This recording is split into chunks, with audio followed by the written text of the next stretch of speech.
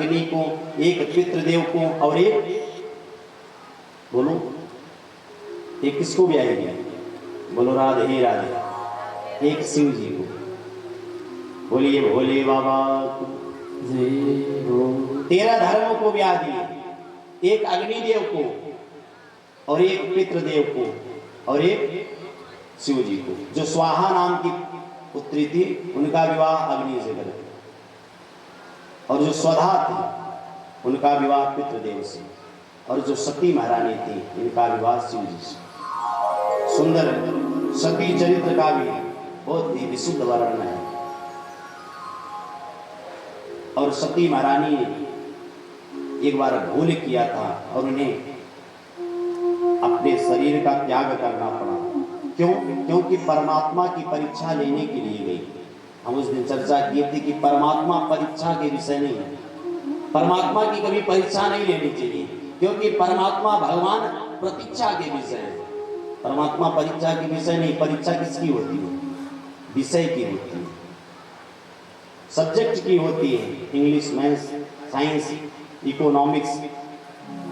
परीक्षा हमेशा विषय की होती है। परमात्मा परीक्षा के विषय नहीं, परमात्मा प्रतीक्षा के विषय है। परमात्मा की परीक्षा नहीं लेनी चाहिए, प्रतीक्षा करना चाहिए। शबरी मैया ने प्रतीक्षा किया, परमात्मा चले के गए। ध्रुव जी महाराज ने प्रतीक्षा किया, प्रहलाद ने प्रतीक्षा किया, मीरा जी ने प्रतीक्षा किया। जिन्होंने भी परमात्मा की प्रतीक्षा की है, परमात्मा उनके द्वार गए हैं। और जो परीक्षा लिया है, रावण को भी देखो, पहले परमात्मा की परीक्षा लेता है। राम कथा का विषय है कि परमात्मा है कैसे, तो परमात्मा उसकी सारी परीक्षा में फेल हो गए। वो सीता हरण से बड़ी सुंदर चर्चा है, लेकिन यदि कभी राम कथा का अवसर बना, वैसे इस बार राम कथा का भी आयोजन आपके समनगंज में होने वाला है। अगस्त में दिव्य राम कथा का भी आयोजन होगा, तो उसमें बड़ी सुंदर चर्चा है। राम कथा का विषय है। सती महारानी भी अपने शरीर का त्याग करती है।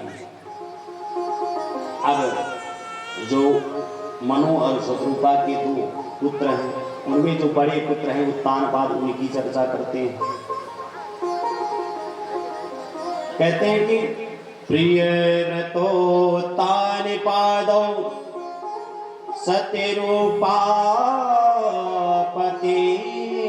श्रुतौ वासुदेवस्य कल्याण रक्षायां जगत स्थितौ रक्षायां जगत स्थितौ जाये उत्तानपादस्य सुनीतिः सुरुचिस्तयो सुरुचि प्रेयसी प्रत्युर नेत्राय सुतो ध्रुव। आज उत्तानपाद जी महाराज की 2 पत्नी हैं। एक का नाम है सुनीति और एक का नाम है सुरुचि। पहले एक ही पत्नी थी, लेकिन उन्हें कोई संतान नहीं थी। एक बार उत्तानपाद देखिए कहते किसे हैं, उद्धव पादौ यस्य स उत्तानपाद। मतलब जिसका जन्म होते समय जिसका पैर ऊपर की ओर, तो सबका जन्म के समय पैर ऊपर की ओर होता है।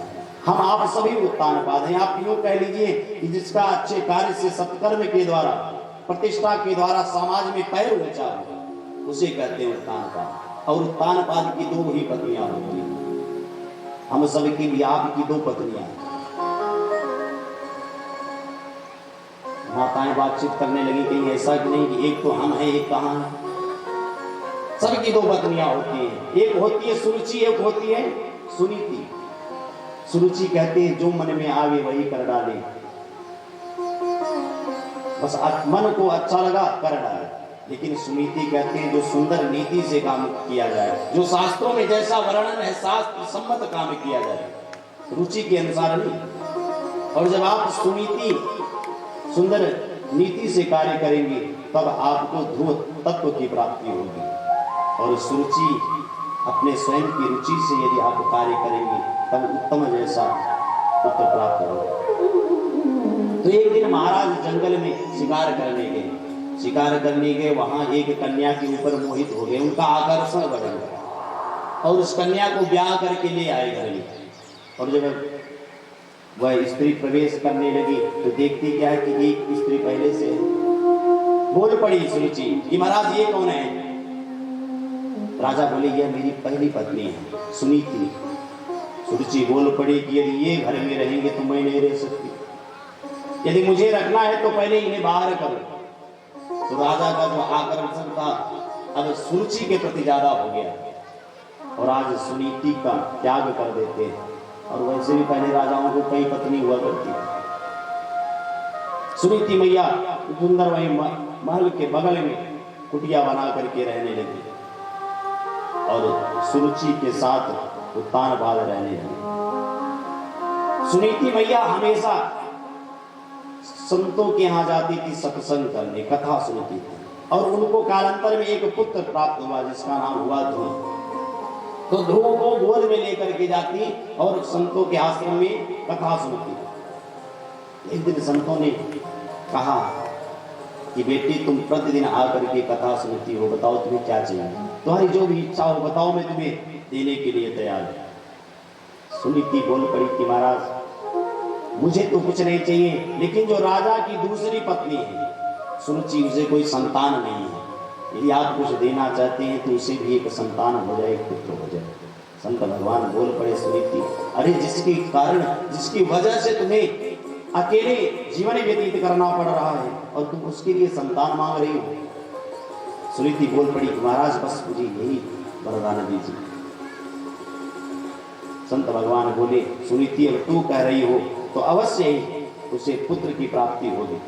और उसे भी एक पुत्र हो गया, उसका नाम हुआ उत्तम। और ध्रुव जी महाराज छोटे थे तभी माता से एक बात पूछते कि मैया सब बच्चों के पिता होते हैं, हमारे पिता कौन है? तुम कभी पिताजी से नहीं मिलवाती।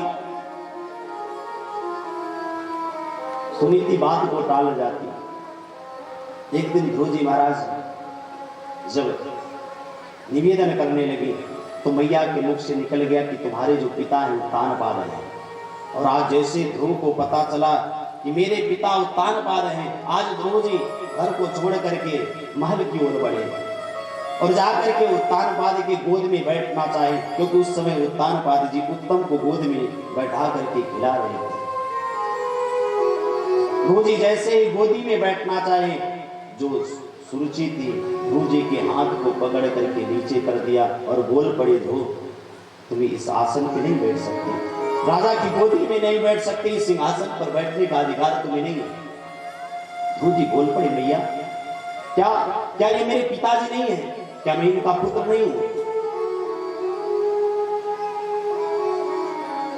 सुरुचि बोल पड़ी ध्रुव ये तुम्हारे पिता तो हैं, लेकिन जितना इनका पिता होना जरूरी है इस सिंहासन पर बैठने के लिए, उससे कहीं ज्यादा जरूरी मेरा मां होना। यदि तुम इस गोद में बैठना चाहते हो, इस सिंहासन को प्राप्त करना चाहते हो, तो तपसाराध्य पुरुषम तस्यैवानुग्रहेण में तुम जा करके जंगल में पहले तपस्या करो और तपस्या करने के बाद जब परमात्मा प्रकट हो जाए तो उनसे यही वरदान मांगना कि प्रभु मेरा जो जन्म हो, अब सुरुचि मैया के गर्भ से मेरा जन्म। आज भगवान को बड़ा दुख लगा, बड़ा कष्ट लगा, क्योंकि आज सुरुचि ने केवल ध्रुव का अपमान नहीं किया, केवल भक्त का ही अपमान नहीं किया, मानो भक्त और भगवान दोनों का अपमान कर दिया। आप विचार करिए, जिस गर्भ में लोग कहते हैं कि मुझे जाना न पड़े, क्योंकि गर्भ में जितना दुख प्राप्त होता है, गर्भवास समम दुखम न भूतो न भविष्यति। आज गर्भ को भगवान से भी बड़ा बता रही है सुरुचि। आज बड़ा कष्ट लगा। ध्रुव जी महाराज रोते रोते पहुंच गए सुनीति मैया के पास। सुनीति ने देखा, बोल पड़ी ध्रुव तुम रो क्यों रहे हो, आखिर बात क्या है? ध्रुव कुछ बोल नहीं रहे। सुनीति मैया बोली लगता है कि आज बालकों ने तुम्हें अपने साथ खेलने नहीं दिया। ध्रुव जी बोले नहीं मैया ऐसी कोई बात नहीं है। सुनीति पुनः बोल पड़ी तो ध्रुव आखिर बात क्या है, तुम रो क्यों रहे हो? ध्रुव जी बोल पड़े मैया ये बताओ। ध्रुव जी की आंखों से अश्रु प्रवाह हो रहा है और बोल पड़े कि मैया मैंने कभी तुमसे जिद नहीं किया, कभी जोर जबरदस्ती तो नहीं किया, तो तूने मुझे झूठा आश्वासन क्यों दिया? सुनीति बोली आखिर बात क्या है? बोले आज जैसे ही मुझे पता चला कि तानपाद जी मेरे पिता हैं, मैं जाकर के पिता की गोद में बैठना चाहा, तो सुरुचि मैया ने मुझे गोद से नीचे कर दिया। माँ, हर पुत्र की यह इच्छा होती है कि अपने पिता की गोद में बैठे, अपने पिता के पास बैठ कर के बात करे, क्योंकि एक पिता की कितनी जरूरत है एक पुत्र के जीवन में। क्योंकि यदि पिता है तो माँ के मांग में सिंदूर है, यदि पिता है तो माँ के हाथों में चूड़ियां हैं, यदि पिता है तो बाजार के सारे खिलौने अपने हैं, यदि जीवन में पिता है तो संसार की सारी खुशियां अपने हिस्से में हैं। लेकिन विचार करिए, जिस दिन पुत्र के ऊपर से पिता का साया उठ जाता है, उस दिन वही संसार के लोग उसे अनाथ करके पुकारने लगते हैं। एक पिता की कितनी जरूरत है।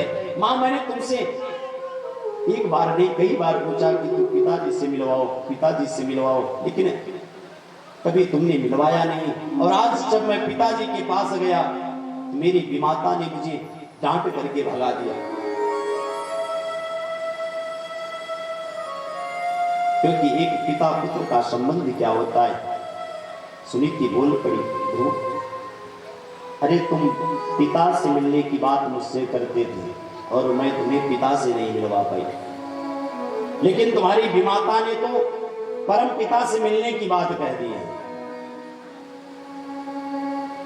तुम जा करके, तुम्हारी मैया ने ठीक कहा है कि मां मंगलतात परी सुमंता भुक्ति जनो यदर्दो कदस्तद सत्यं सुरुच्चाभिहितं भवान् मे यदि दुर्भाग्या उदरे गृहीत। अरे हम तो तुम्हें तुम्हारे पिता से नहीं मिलवा पाए, लेकिन तुम्हारी विमाता ने परम पिता से मिलने की बात कह दी है। और इस संसार में वही माँ माँ कहलाने के अधिकारिणी है जिसका पुत्र भगवान का भक्त है। तुलसीदास जी महाराज कहते हैं कि पुत्रवती जोगे जग सोई, पुत्रवती जोगती सोई, पुत्रवती जोगती जग सोई, पुत्रवती जोगती जग सोई, पुत्रवती जोगती जग सोई।